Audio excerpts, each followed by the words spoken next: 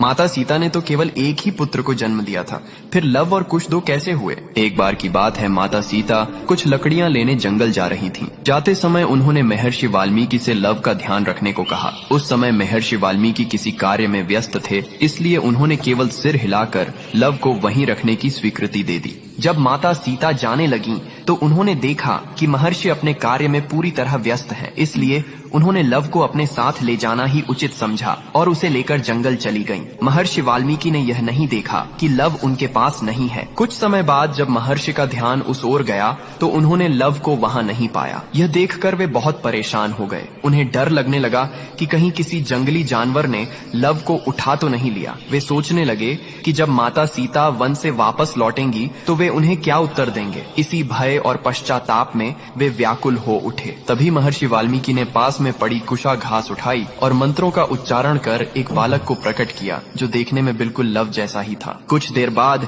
जब माता सीता वन से लौट कर आईं, तो महर्षि ने देखा कि उनके हाथ में लव पहले से ही मौजूद है। यह देखकर वे आश्चर्यचकित रह गए, लेकिन माता सीता उस दूसरे बालक को देखकर अत्यंत प्रसन्न हुई, क्योंकि वह बालक कुशा से उत्पन्न हुआ था, इसलिए उसका नाम कुश रखा गया।